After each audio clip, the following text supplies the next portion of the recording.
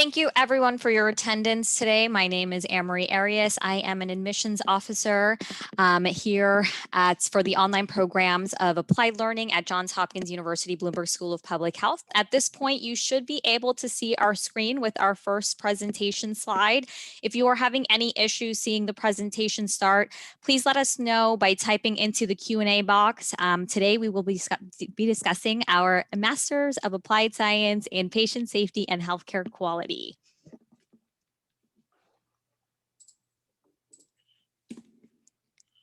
As an admissions officer for the online programs of applied learning, I work here with our team to assist students as they're exploring their options for continuing education. Joining us today will be Dr. Albert Wu, Director of the Patient Safety Program. I am excited to be presenting with you. Dr. Wu, could you please introduce yourself? Very pleased to be here. I'm Albert Wu.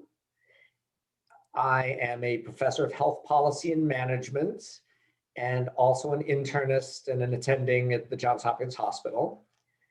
I play a central role in our Armstrong Institute for Patient Safety and Healthcare Quality. And I have long done research on patient safety and patient outcomes, really actually for about 30 years alone at Johns Hopkins. And I'm very happy to be here. We'll be enrolling our next class soon, and I'm very happy about how successful the program has been. So happy to tell you a little bit about it and also answer questions. Thank you, Dr. Wu.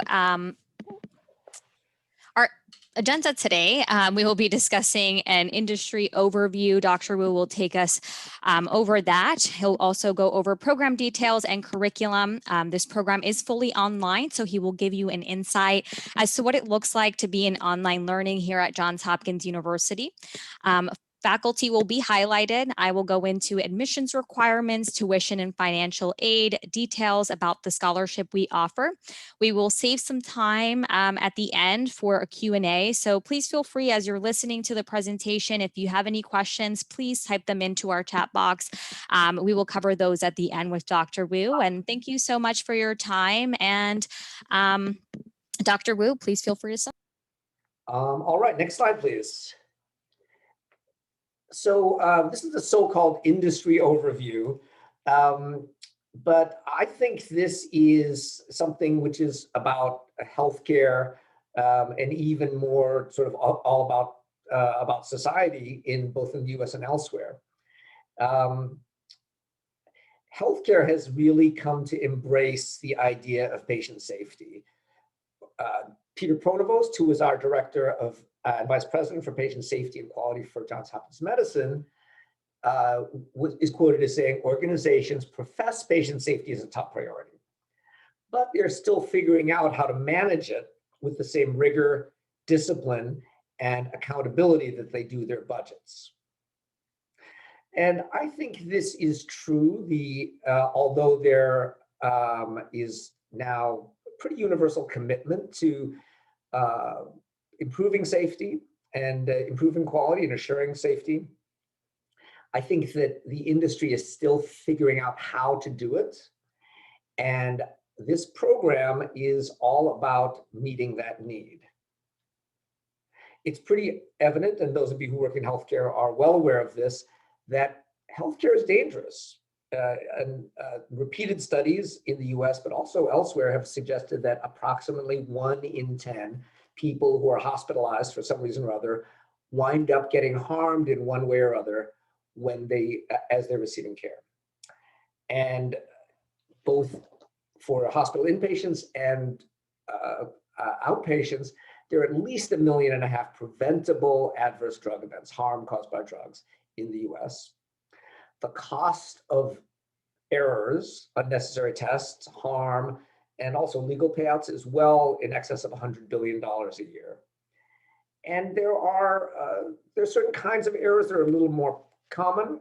Perhaps the most common is an inaccurate diagnosis or assessment. And these can have terrific knock-on effects. and be very costly, both in terms of dollars and in human costs. Next, please. So, as I was saying, there has really been an increase in commitment, both from the top down and to a great extent from the bottom up. Many frontline clinicians and managers who really see what happens to their patients that they have that they take care of every day, they've really become more enthusiastic and committed to improving safety.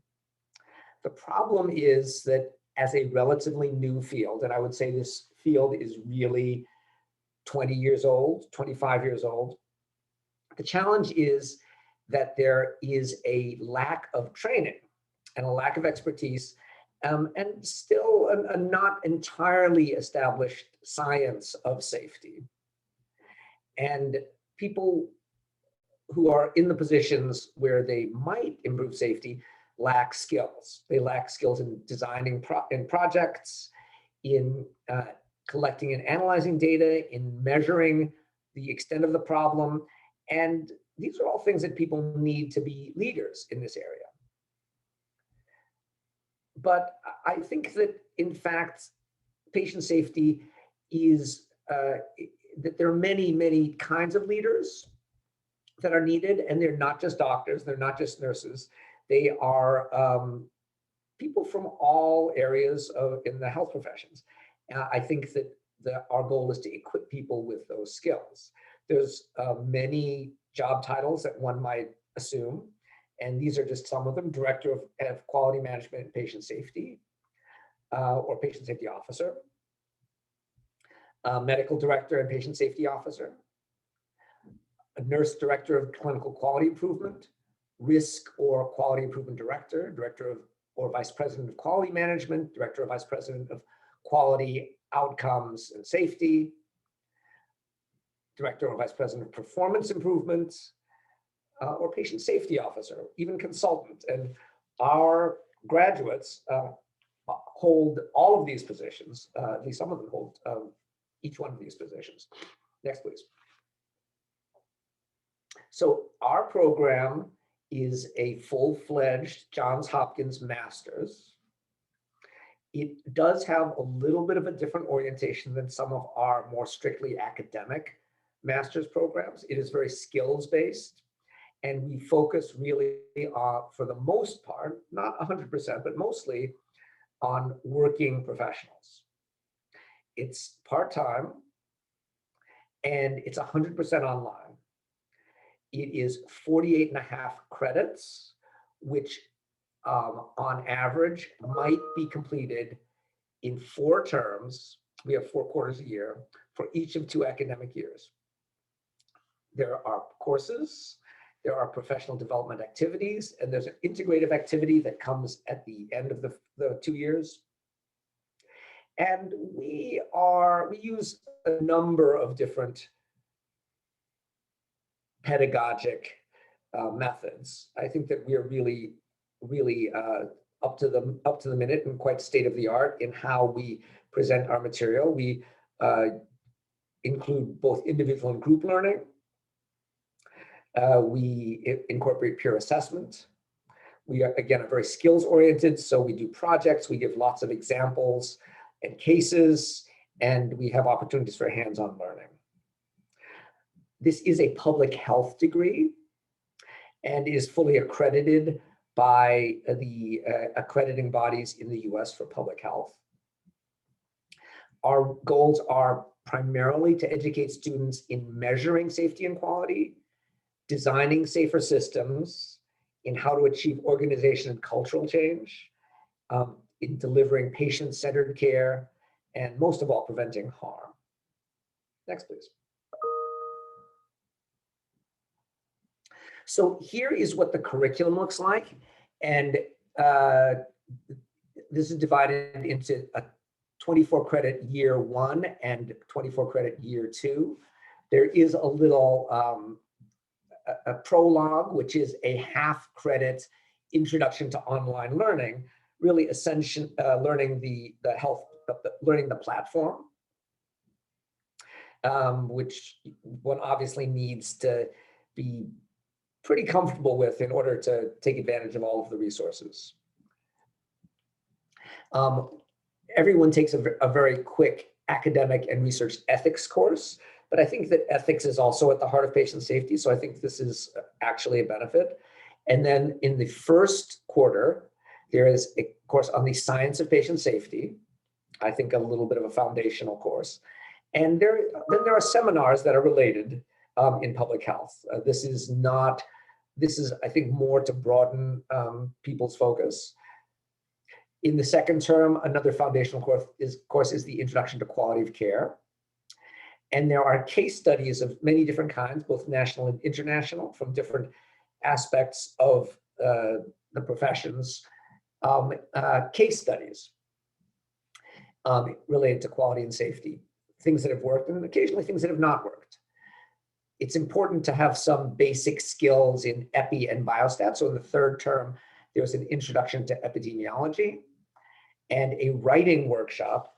I was someone who wishes that he had taken many more writing courses. I think that writing, not just, we're not talking about writing novels or poetry, we're really writing to convince people and to inform people. And I think this winds up being a great course. The fourth term includes a basic biostat course, and then a course on leadership, which is absolutely crucial in patient safety. We're expecting to train you as leaders in many ways. So this, I think, will be very helpful. And for those of you who are already leading in one aspect or another, either from the top or as a manager or even at a unit level, I think that you will all find very useful skills here. In the year 2, there is the other half of the statistics course, a very helpful course on tools that are commonly used in quality improvement, such as root cause analysis or team steps training or the comprehensive unit-based safety program, and so forth, or lean. In the second term, there's the other half of epidemiology and some more advanced topics in public health for our seminars. In the third term, there is a very important measurement and evaluation course. How do you know that you are making things safer? And a very timely course on infection prevention, which is in fact taught by our director of patient safety, of infection control and hospital epidemiology here at Johns Hopkins. And in the fourth term, you already have begun work on this, but there's an integrative activity where you take on a project of your choosing that incorporates the skills and the tools that you've acquired over the past 8 terms. There's also a measurement lab that runs at the same time, which should help you complete that integrative activity. This can be spread out over more than 2 years. There is a prescribed 3-year program. There's a prescribed 4-year program. Perhaps I shouldn't say this, but it's also possible to do this in 5 years in exceptional circumstances. Next, please. This is a real collaboration. Patient safety is a truly interdisciplinary pursuit. And this program is run by the School of Public Health at Johns Hopkins, the #1 school of public health in the country, probably in the world, as well as the School of Medicine, the School of Nursing, and our Armstrong Institute for Patient Safety and Quality. And I should also say, more recently, faculty from our Carey Business School.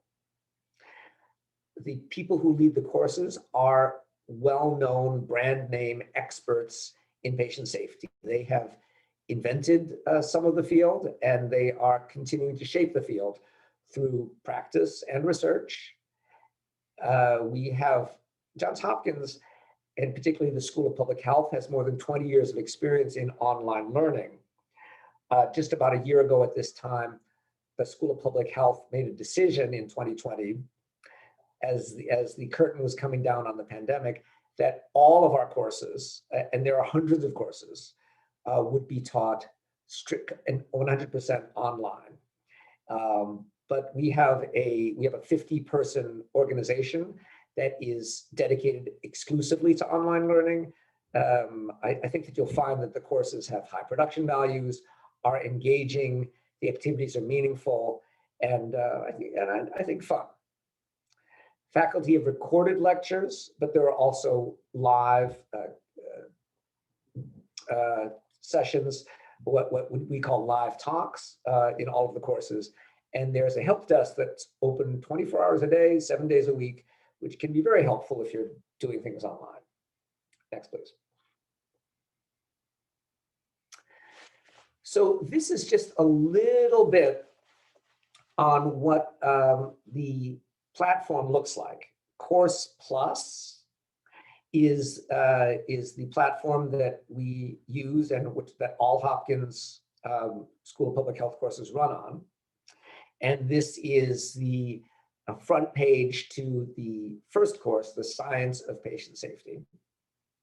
Next, please.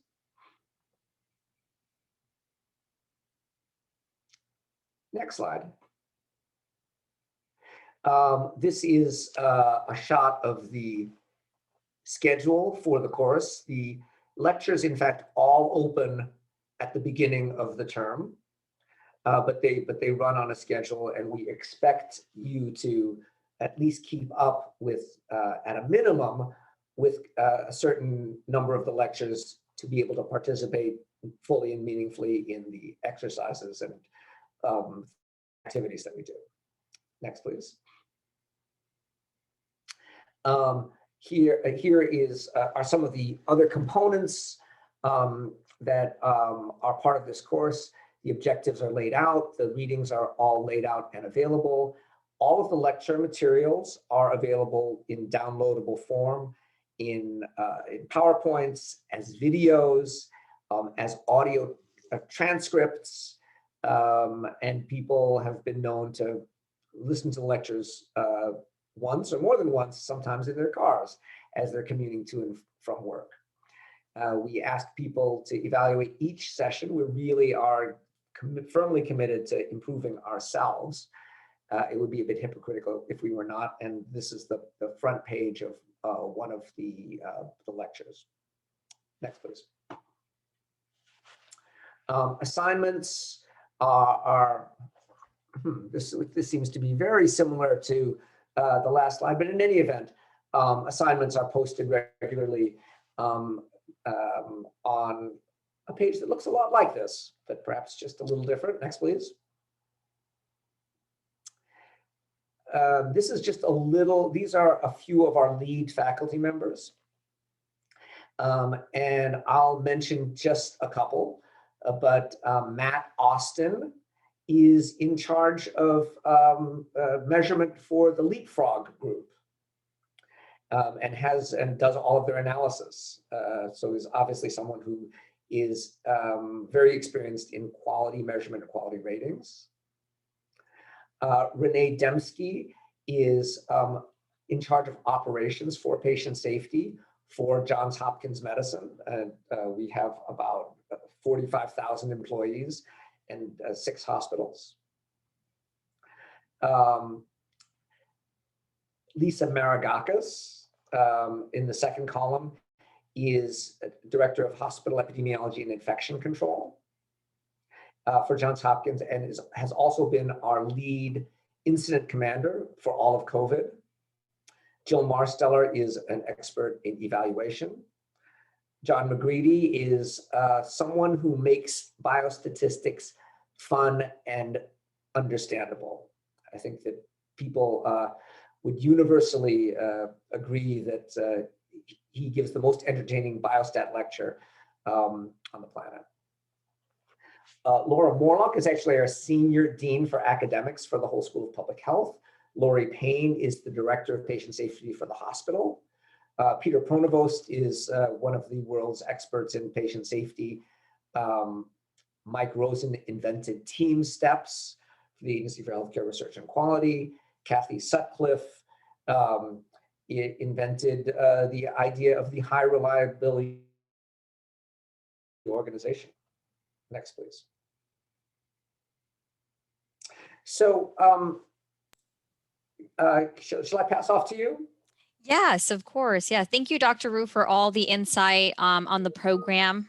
We do have some questions coming in. We will get to those at the end. For those of you that may have joined us after the start of the presentation, please make sure to type in your questions in the Q&A box. I'm going to take some time to go over the admissions requirements. If you are interested in moving forward, it is important to know what you need for the admissions process. All of our applications are processed online through Sophis. To streamline your application process, the requirements for education is a bachelor's degree from a regionally accredited college or university. The professional requirement is a minimum of 3 years of work experience in the health-related fields. A clinical background is not required. We do require a current resume or CV to be uploaded in the online portal highlighting previous healthcare accomplishments. You will need 3 letters of recommendation. The statement of purpose is a big part of your application process.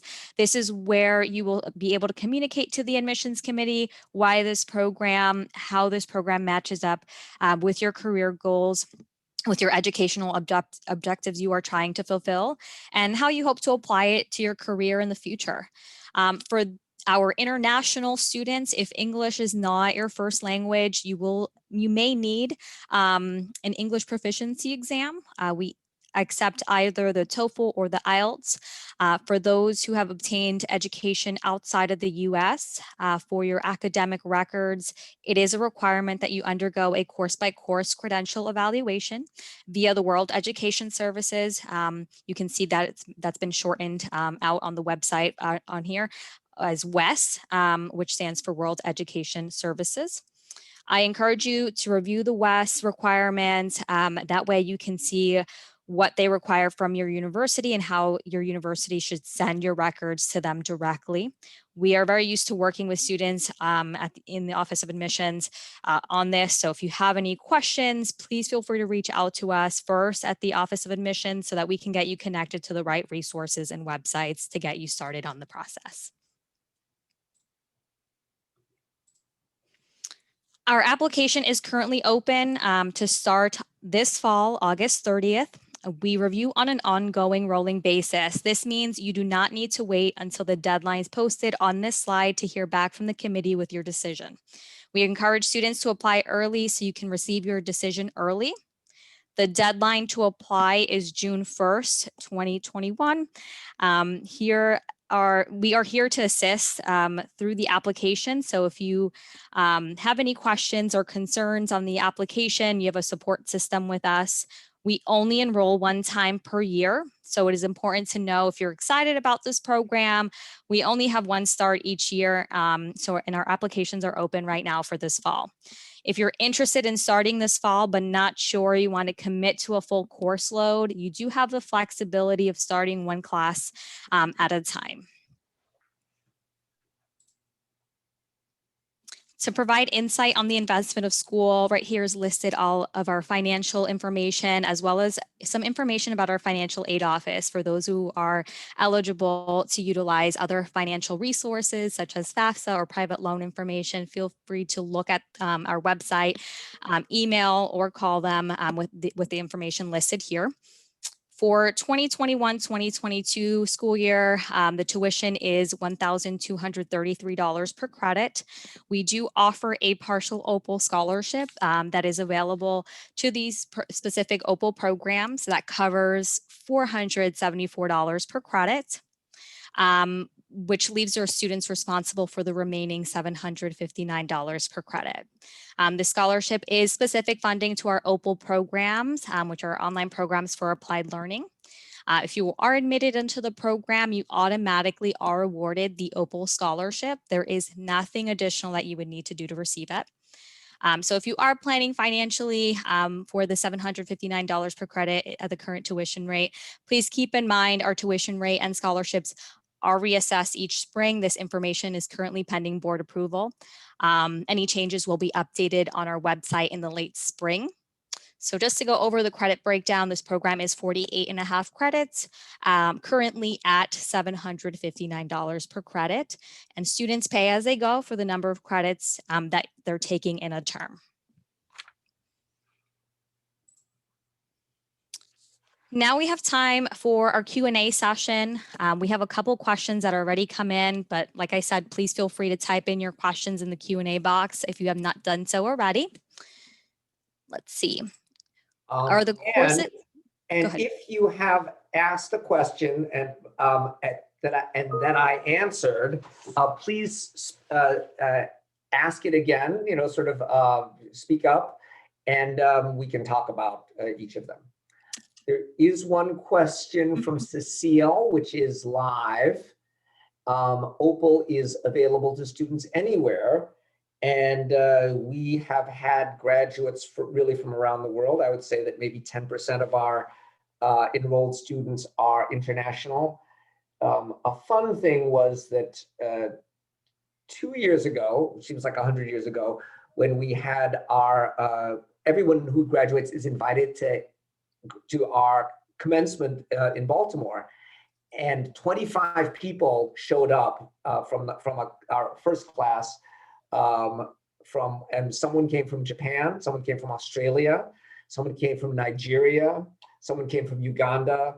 It was really impressive. Francine, the GRE or GMAT is not required. We did have another question about, are the courses synchronous or asynchronous? So the courses are, well, if you must have it so, all of the courses can be done asynchronous. However, we do have synchronous live activities several times for each course. However, if for some reason you can't attend those are taped. So you can pick them up sort of asynchronously too. Okay.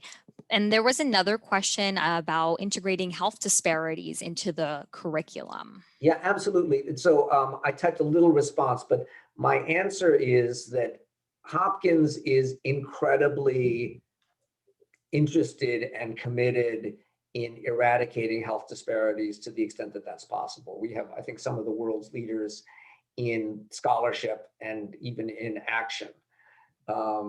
On the side, I actually direct a nonprofit, which is called Baltimore Connect, which is a network of about 40 community-based social service organizations, and devote a lot of my time to that. So we incorporate concepts, and in particular the traps or the pitfalls that one can fall into in allowing disparities or creating disparities, and they're discussed in all of the courses. We do have another question that are the mandatory classes or lectures that must be attended at a specific time? If so, are there considerations if needed to miss for clinical requirements? Yeah, they're all taped.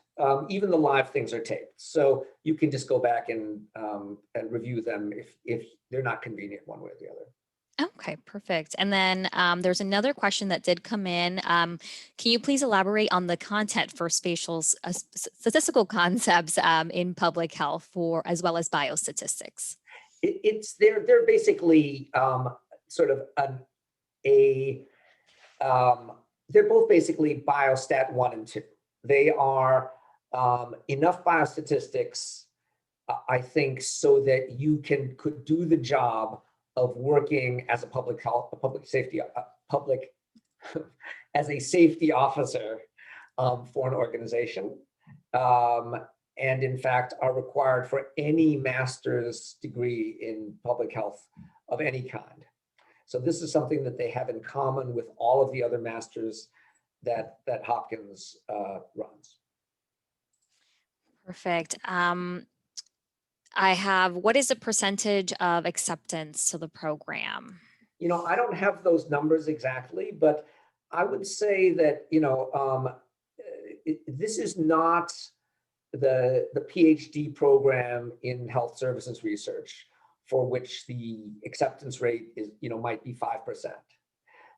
We will accept anyone who we believe can do the work and who can make a convincing case that completing the degree will help them with their career goals. And we have another question. Are there opportunities to specialize, an example, in health disparities, pediatrics, etc.? Yeah, there's no specific, all of the courses are required. And there are no elective courses. One can also take other courses in the School of Public Health if you want to, but you actually have to enroll in those as a special student limited. They call it special student limited, and you need to pay tuition for those extra courses. Now, for your integrating experience, everyone specializes in a way. They pick something that that is relevant to them, or that they are interested in. So that's probably the primary opportunity to specialize. Perfect, thank you. What kind of support do you provide after graduation and finding, job placements, etc.? So we have a job office that can help people with job placements. We also have a pretty big network, which is not a formal, it's not a formal process, but the Armstrong Institute has 150 full-time employees, and there are really hundreds of people doing this work in the university. So we work with also every student has a advisor in the program. Those are people who are in fact working in patient safety currently, and those advisors also are tasked with helping people get whatever they want or whatever they need from the program, and for giving advice and perhaps career coaching afterwards. Thank you. We have another question. Were there any successful companies or institutions that grew out of the students, projects or collaborations in the program from their integrative activity, for example? So that is a great question. I can't think of anything offhand. Certainly people have published their integrating experiences in journals. I know that some people have executed those projects. Some people have done projects. Their integrating experience was a project that they were working on in their work, but I'm not sure about any companies that have been started up. And then Jose asked a question about I don't know what the IELTS score is.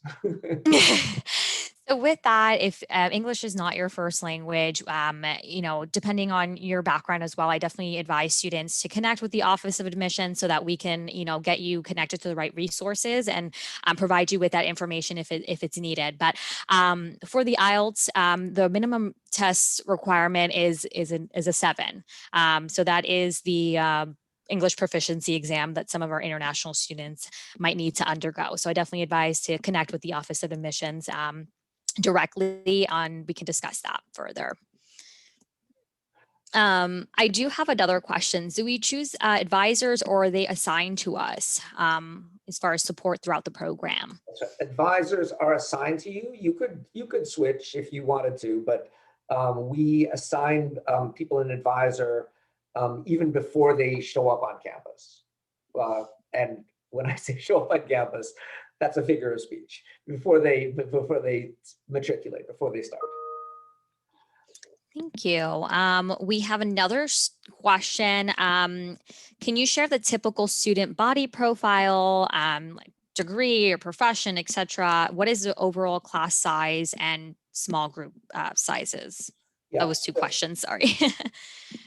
Let's see. Okay, so I don't, I should get this. I don't have it right off the top of my head. I would say that probably 60 or 70% of the class are people that are currently working in healthcare. And there are physicians, there are nurses, there are pharmacists. There are also other people in other corners of the medical profession. There are people who are managers and administrators. There are some people who are working for nonprofits or for or for companies. In pharma, for example, there are people who are in risk management. There have been dentists and vets. There have been people in marketing and communications. There was a phlebotomist who had grown into someone who was actually doing needed an extra degree because they were actually doing a lot of safety work in their organization. Pharmacists, it tails off. The most recently enrolled class, I think, was 98 students that matriculated in the last term.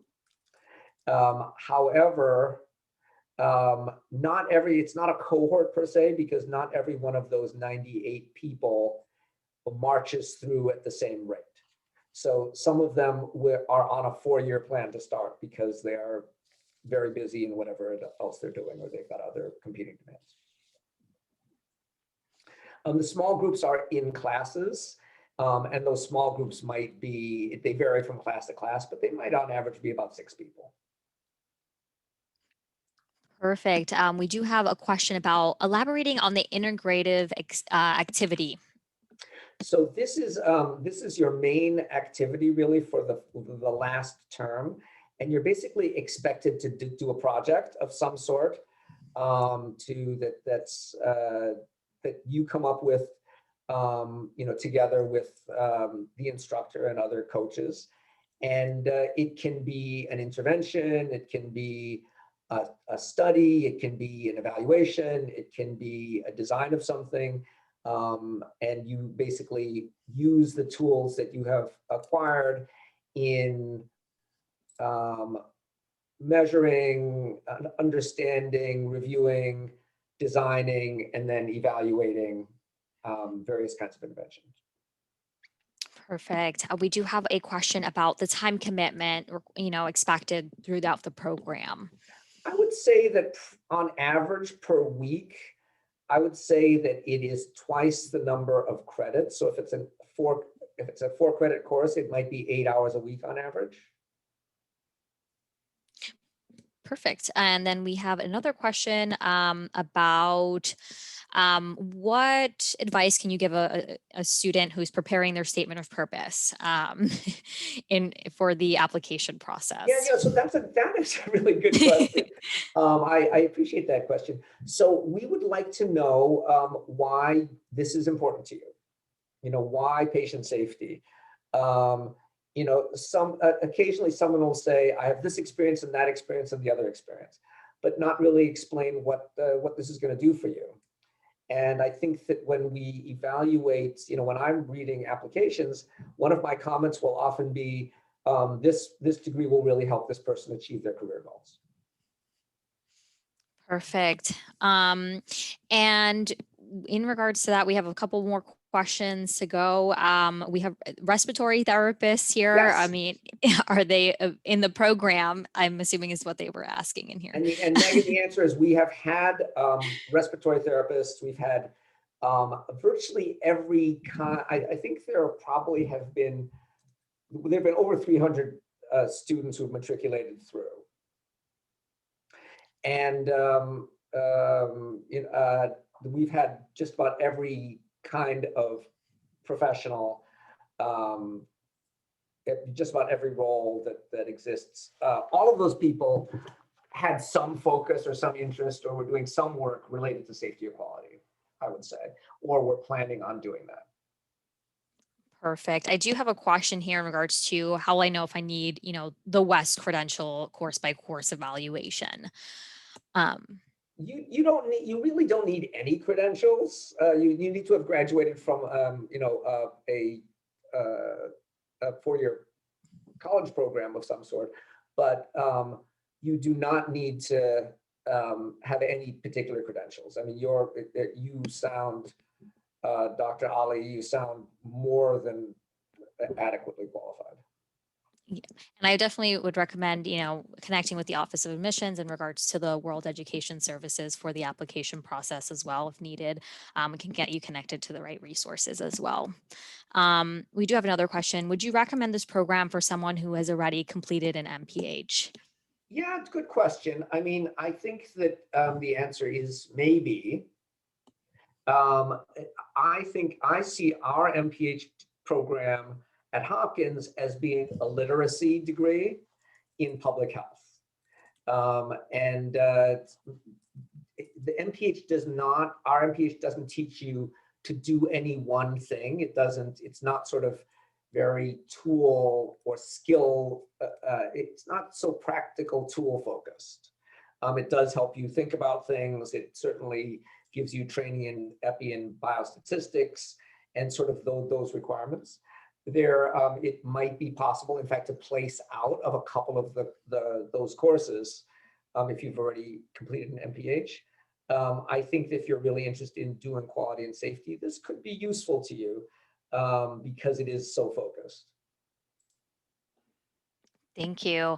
And in regards to another question that we might have, I think we elaborated on the time commitment and the GRE requirement. Are there any specific healthcare accomplishments that you're looking for on a resume or CV, especially if they're coming from like not a clinical background or a diverse background?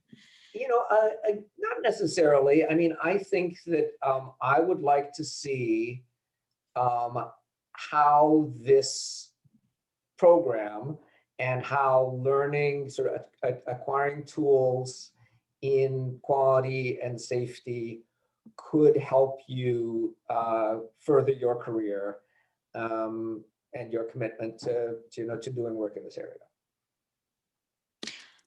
Perfect. And then in regards to networking opportunities, could you please elaborate on that? One thing that we have structured in is we have periodic, sort of 3 or 4 times a year, we do have sort of seminars that are somewhat social, somewhat professional, in which we invite all students and also recent alumni and sometimes other faculty to participate. And so that is one kind of networking that we do. I think that something that students tend to do is that as a student, you are a little bit privileged. Will be given, if you approach any person on the faculty in the School of Public Health or in the School of Medicine or the School of Nursing and say, I'm a student in the Masters of Applied Science and Patient Safety, could we have a virtual, could we meet, could we have a virtual coffee, could we talk? Basically the standard procedure here, or the culture is that you take that call. So you would really have access to virtually anybody who you wanted to, quote unquote, meet with. Perfect, perfect. Well, I think we've answered all the questions that we've gotten in today. If you want to connect with someone immediately, if you have any additional questions, my contact information is on the slide here. Please feel free to reach out via email or directly call me. If you're excited about this presentation and see this a part of your future, please feel free to use a scan code here to move forward with your application. We have a dedicated admissions team who is looking forward to working with each and every one of you throughout the application process. And thank you so much, Dr. Wu, and thank you all for joining us today. Have a great rest of your day. We had a lot of great questions. I don't think we ever had quite questions on one of these sessions. So thank you. Of course, of course. Well, we hope to speak with you all soon and have a great rest of your day and week, everybody. Bye-bye. Thanks, guys. I hope to see your names in the future.